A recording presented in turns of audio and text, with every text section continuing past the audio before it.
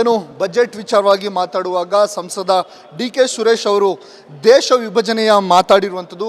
ಈ ವಿಚಾರವಾಗಿ ಮಾತಾಡಲಿಕ್ಕೆ ಮಾಜಿ ಡಿ ಸಿ ಎಂ ಆಗಿರುವಂಥ ಈಶ್ವರಪ್ಪನವರು ನಮ್ಮ ಜೊತೆಗಿದ್ದಾರೆ, ಅವ್ರನ್ನ ಮಾತಾಡಿಸ್ತೇನೆ. ಸರ್, ನಿನ್ನೆ ಬಜೆಟ್ ವಿಚಾರ ಮಾತಾಡುವಾಗ ಸಂಸದ ಡಿ ಕೆ ಸುರೇಶ್ ಅವರು ದೇಶ ವಿಭಜನೆಯ ಮಾತನ್ನು ಮಾತಾಡಿರುವಂಥದ್ದು, ಈ ಬಗ್ಗೆ. ದೇಶದ ವಿಭಜನೆ ಮಾಡೋದೇ ಕಾಂಗ್ರೆಸ್ಸಿನ ಉದ್ದೇಶ. ಹಿಂದೂಸ್ತಾನ ಪಾಕಿಸ್ತಾನ ಅಂತ ಹೊಡೆದಿದ್ದಾರು ಮಾನ್ಯ ಜವಾಹರ್ಲಾಲ್ ನೆಹರು ಅವರು ಈ ದೇಶದ ಪ್ರಧಾನಮಂತ್ರಿ ಆಗಬೇಕು ಅನ್ನೋಂಥ ಕಲ್ಪನೆಯಿಂದ ಹೇಗಾರು ಮಾಡಿ ಅಧಿಕಾರವನ್ನು ಹಿಡಿದು ಪ್ರಧಾನಮಂತ್ರಿ ಆಗಬೇಕು ಅಂಥೇಳಿ ಅವ್ರ ಜೊತೆಗಿಂತ ಅದೇ ಮನೋಭಾವನೆ ಇರೋಂಥ ಕೆಲವು ಕಾಂಗ್ರೆಸ್ ನಾಯಕರು ಹಿಂದೂಸ್ತಾನ ಪಾಕಿಸ್ತಾನ ಅಂತ ಹೊಡೆದ್ರು. ಅಲ್ಲಿಗೆ ನಿಲ್ಲಿಲ್ಲ. ಈ ದೇಶದಲ್ಲಿರೋಂಥ ಹಿಂದೂ ಧರ್ಮದ ಎಲ್ಲ ಜಾತಿಗಳನ್ನೂ ಸಪ್ರೇಟ್ ಮಾಡಿದ್ರು. ಈಗ ಭಾರತ್ ಜೋಡೋ ಅಂತ ರಾಹುಲ್ ಗಾಂಧಿ ಹೋಗ್ತಿದ್ದಾರೆ. ಇರಲಿ, ಅದನ್ನು ನಾನು ಮುಂದೆ ಹೇಳೋಕ್ಕೆ ಇಷ್ಟಪಡ್ತೇನೆ. ಆದರೆ ಇವರು ಕರ್ನಾಟಕ ರಾಜ್ಯದ MP. ಇವರಿಗೆ ಮೊಹಮ್ಮದ್ ಅಲಿ ಜಿನ್ನಾರ್ ಅವರ ಸಂಸ್ಕೃತಿ ಏನಿದೆ ಆ ಸಂಸ್ಕೃತಿ ಮುಂದುವರೆದಿದೆ.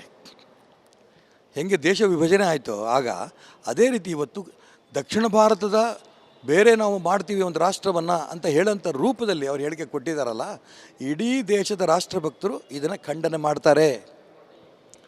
ಮಾನ್ಯ ಕರ್ನಾಟಕ ರಾಜ್ಯದ ಮುಖ್ಯಮಂತ್ರಿ ಸಿದ್ದರಾಮಯ್ಯನವರು ಕೂಡ ಡಿ ಕೆ ಸುರೇಶ್ ಮತ್ತು ಡಿ ಕೆ ಶಿವಕುಮಾರ್ ಅವರ ಹೇಳಿಕೆಯನ್ನು ಸ್ವಾಗತ ಮಾಡಿಲ್ಲ. ನಾನು ಮಾನ್ಯ ಸಿದ್ದರಾಮಯ್ಯನವ್ರಿಗೆ ಅಭಿನಂದನೆ ಸಲ್ಲಿಸೋಕ್ಕೆ ಇಷ್ಟಪಡ್ತೇನೆ.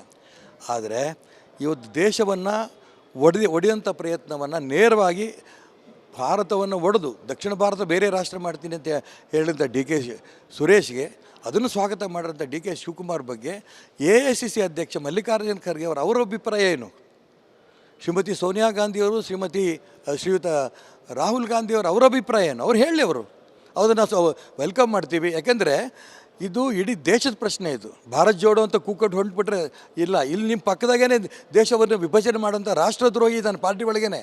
ಅದು ಕರ್ನಾಟಕ ರಾಜ್ಯದ AICC ಅಧ್ಯಕ್ಷನೂ ಆಗಿದ್ದಾನೆ, KPCC ಅಧ್ಯಕ್ಷರೂ ಆಗಿದ್ದಾರೆ, ಜೊತೆಗೆ ಅವರು ಉಪಮುಖ್ಯಮಂತ್ರಿನೂ ಆಗಿದ್ದಾರೆ. ಯಾರೋ ಕೊಟ್ಟಂತ ಹೇಳಿಕೆ ಇಲ್ಲ ಇದು. ಅದಕ್ಕೋಸ್ಕರ ಆ ರಾಷ್ಟ್ರೀಯ ನಾಯಕರು ಅಂತ ಅಂದ್ಕೊಂಡಿರಲ್ಲ ಕಾಂಗ್ರೆಸ್ ಪಕ್ಷದಲ್ಲಿ, ಅವರು ಹೇಳೋ ಅಭಿಪ್ರಾಯ ತಿಳಿಸ್ಲಿ, ಇಡೀ ದೇಶ ಅದನ್ನು ವಿರೋಧ ಮಾಡುತ್ತೆ.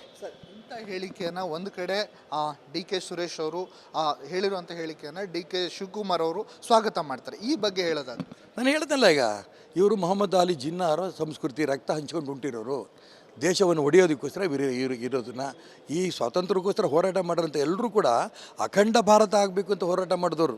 ಅವರೆಲ್ಲರೂ ಸ್ವರ್ಗದಲ್ಲಿದ್ದಾರಲ್ಲ.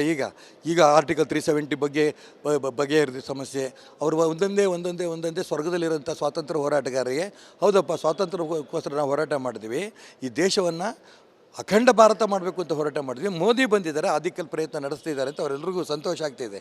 ಸ್ವರ್ಗದಲ್ಲಿ ಇದ್ದವರಿಗೆ ಅವರ ಆತ್ಮಕ್ಕೆ ಶಾಂತಿ ಸಿಗ್ತಾ ಇದೆ. ಈ ದೇಶವನ್ನು ಒಡೆಯೋಂಥ ಪ್ರಯತ್ನ ಇವರು ಮಾಡ್ತಿದ್ದಾರಲ್ಲ, ಇದನ್ನು ಸ್ವರ್ಗದಲ್ಲಿರೋಂಥ ಸ್ವಾತಂತ್ರ್ಯ ಹೋರಾಟಗಾರರು ಆತ್ಮವೂ ಕೂಡ ಇದನ್ನು ಶಾಪ ಹಾಕುತ್ತೆ, ಇಡೀ ದೇಶದ ರಾಷ್ಟ್ರಭಕ್ತರು ಕೂಡ ಇದನ್ನು ಶಾಪ ಹಾಕ್ತಾರೆ. ಈ ಹೇಳಿಕೆ ವಿರುದ್ಧ BJP ಹೋರಾಟ ಮಾಡುತ್ತಾ? ಇವತ್ತು ಸಂಜೆ ನಮ್ಮ ರಾಜ್ಯ ಅಧ್ಯಕ್ಷರ ಅಧ್ಯಕ್ಷತೆಯಲ್ಲಿ ನಾವು ಕೋರ್ ಕಮಿಟಿ ಬೆಂಗಳೂರನ್ನ ಸೇರ್ತಾ ಇದ್ದೀವಿ. BJPಯವರು ಇದ್ರ ಬಗ್ಗೆ ನಾವು ಅಲ್ಲಿ ಚರ್ಚೆ ಮಾಡೋರಿದ್ದೀವಿ. ಚರ್ಚೆ ಮಾಡಿ ಮುಂದಿನ ತೀರ್ಮಾನ ತಗೋತೀವಿ. ಇದಿಷ್ಟು ಏನು ಮಾಜಿ ಡಿ ಸಿ ಎಂ ಆಗಿರುವಂಥ ಈಶ್ವರಪ್ಪನವರ ಹೇಳಿಕೆ. ಜಿನ್ನಾ ಸಂತತಿಯವರಾದಂತಹ ಡಿ ಕೆ ಶಿವಕುಮಾರ್ ಹಾಗೂ ಡಿ ಕೆ ಸುರೇಶ್ ಅವರ ಹೇಳಿಕೆಯನ್ನು ನಾವು ಖಂಡಿಸ್ತೀವಿ ಅನ್ನುವಂಥ ಮಾತನ್ನು ಹೇಳಿರುವಂಥದ್ದು. ಕ್ಯಾಮ್ರಾ ಪರ್ಸನ್ ಚಿರಾಗ್ ಜೊತೆ ಭೀಮನಕೇಶ್, ರಿಪಬ್ಲಿಕ್ ಕನ್ನಡ, ಶಿವಮೊಗ್ಗ.